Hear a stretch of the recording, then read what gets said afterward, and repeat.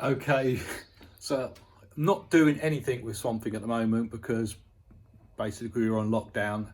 There's no shows coming up at the moment, so we're at home. So just thought I'd take you around to some of the toys I've got at home. So this is my pride and joy. This is my Dodge Viper. It's a Generation 1. It's the first one they did.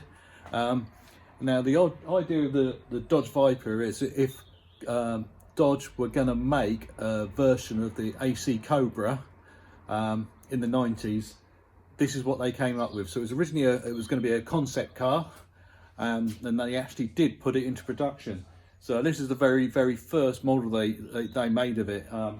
It's quite unusual for a car. So it's got a really big V10 engine in there. So it's 8 litres. Hasn't got ABS on it. Hasn't got traction control on it. It does not even have windows. Doesn't have door handles. You can't lock it up.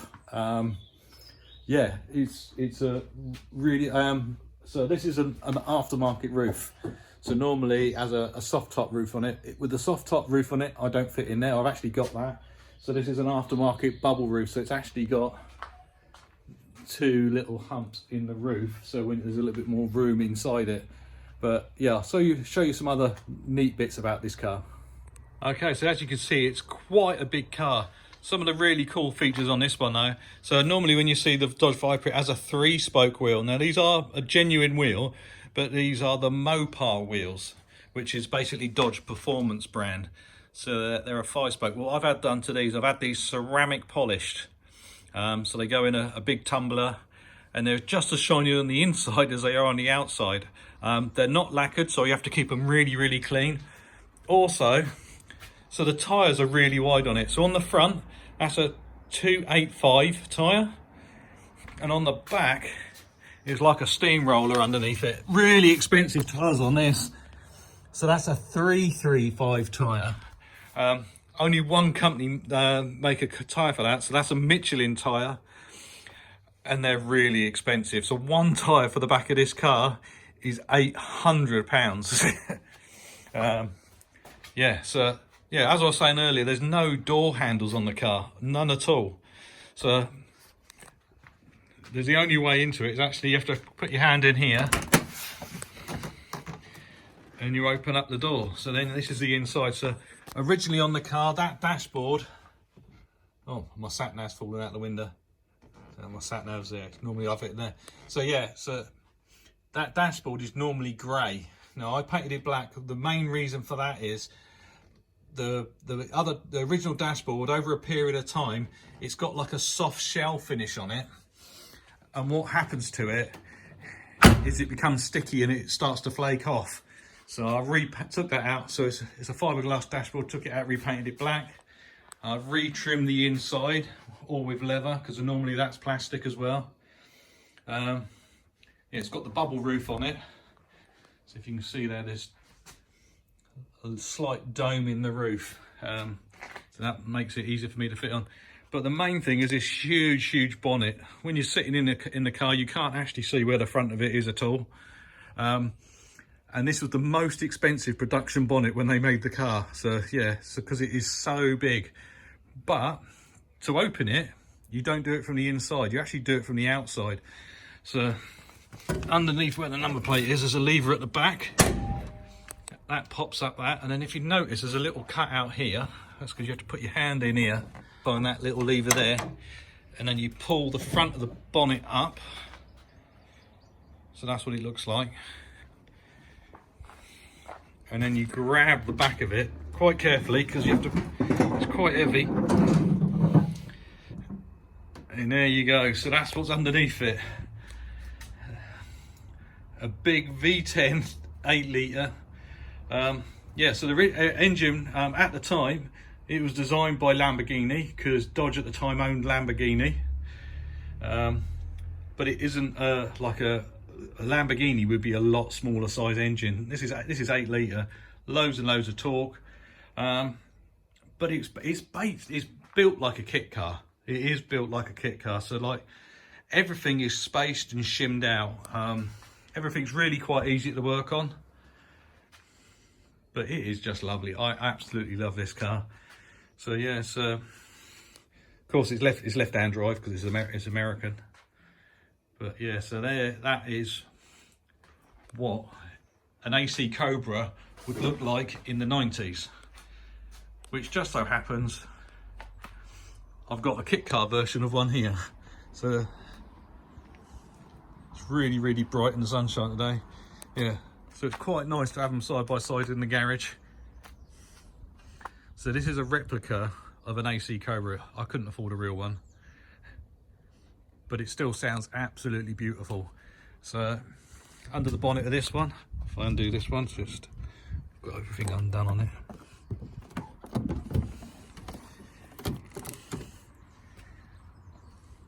So there's a small block Chevy in there, 5.7. And what I've done over the lockdown on it, because originally that's a normally have a carburetor under there, I've actually fuel injected it with an MSD atomic setup, and it went on there really nice kit. It comes with absolutely everything you need. So that's basically the programmer unit. So you've got a piece that plugs in here, a standalone. It's all standalone. It doesn't use any part of the wiring of the original car. So that's like the control unit. If I undo the air cleaner.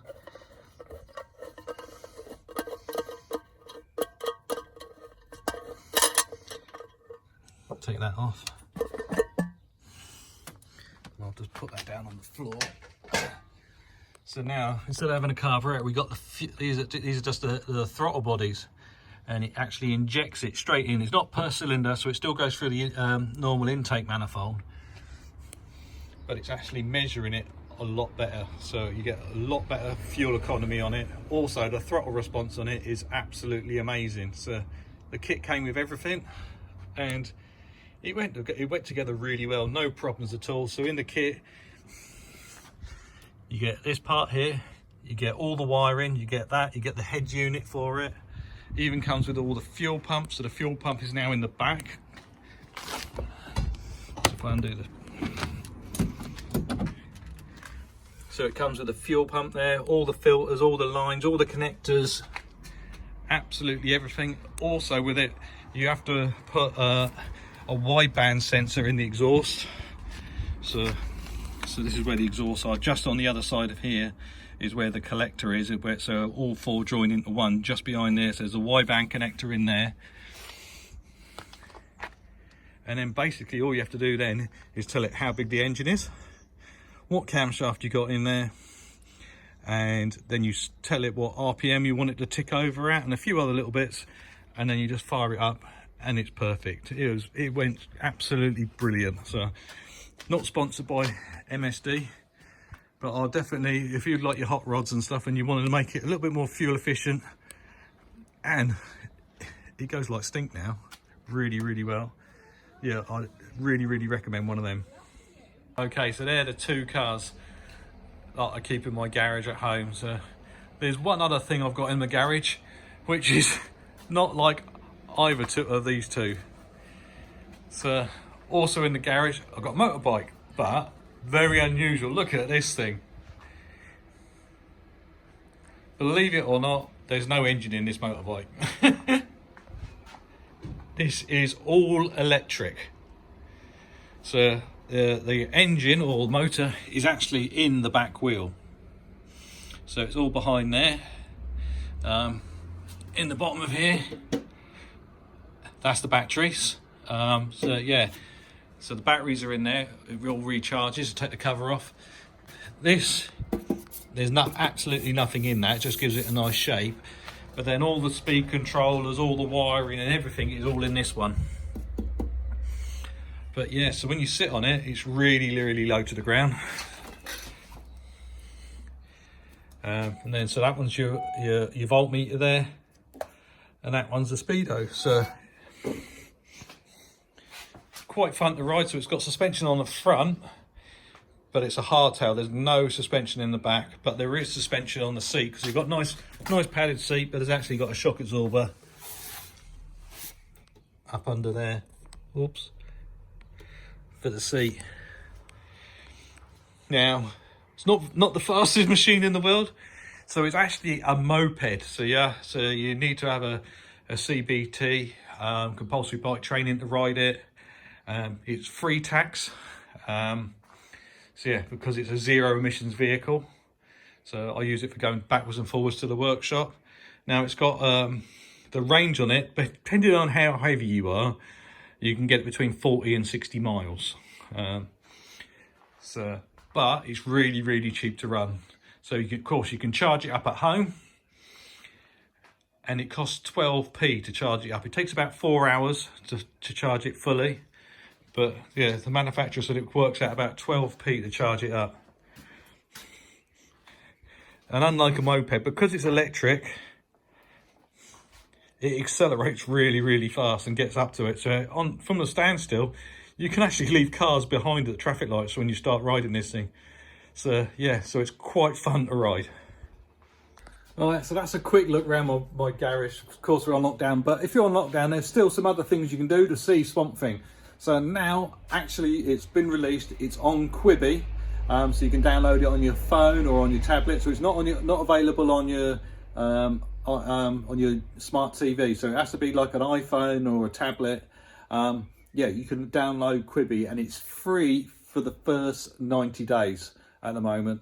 And episode 5 on Idris versus Block, is you can see Swamp Thing. So we filmed this back last year, right up in the centre of London, and you can see me teaching Ken Block how to drive Swamp Thing.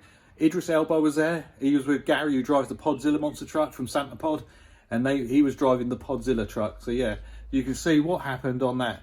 But I'll show you a couple of behind the scenes shots of the show, and yeah, please check it out on Quibi now. And of course, it's free for the first 90 days. But that's going to be it for the wrap on this video. Have a look at these quick other shots of when we was doing a bit of filming. It wasn't out of video anything there, but I took some photos. So have a look at these, and of course, stay safe, protect the NHS, save lives. Bye bye, guys.